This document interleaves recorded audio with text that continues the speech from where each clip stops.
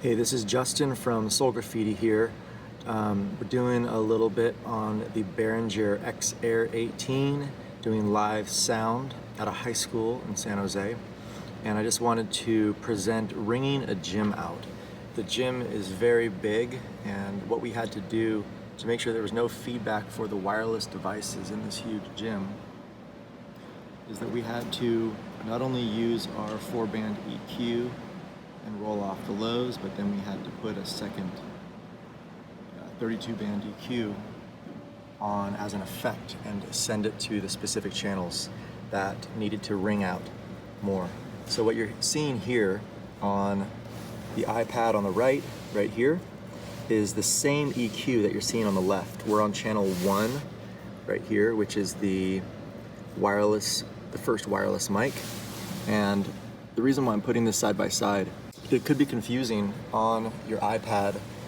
Sometimes my very first one right here, I was rolling off on that because I couldn't see that there was already a roll off. But when you look on a computer, this is the benefit of having a computer screen, is that you can put this function right here on to roll off your lows. Your low cut, I put it at around 73 hertz. It's all the rumbling that you don't really want to hear on a talking mic. And unfortunately, the Xair18 app doesn't show that roll off. I'm not sure why.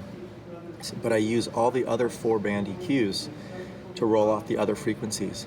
Because there was more frequencies to roll off that were more than just these 4 in this room, I then went into effects and I put this dual GEQ on, and I essentially walked around the room and rolled these up and back down, and any one that rang out and made a really screechy noise, specifically 800 hertz, that was really bad, I rolled that entirely off.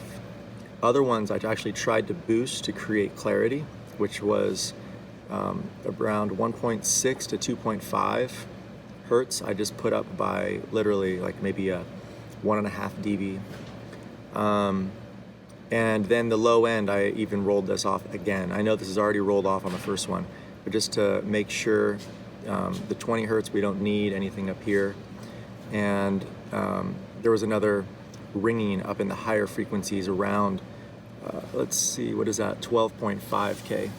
So in a gym, it's probably one of the worst spots to run live sound because of the feedback. And this is one of the ways to decrease feedback and make sure that you purposely make the feedback happen during sound check by bringing these up slowly until you hear the feedback, and then cut it off appropriately. If something's really feeding back, I would cut it off a lot, like 800 hertz. If it's just kind of feeding back, like 400 hertz, when I went up like this, it started to ring, but not that bad. I even went all the way up and it was still not totally feeding back as bad as 800 hertz. So I didn't have to roll it off as drastically. I just brought it down to, I would probably say maybe that's a 6 dB roll off, -6. So yeah, this is a great way to learn your hertz and your decibel levels to run quality live audio.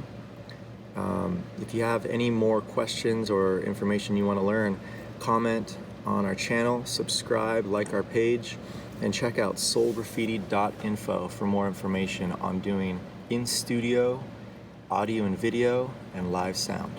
Thanks.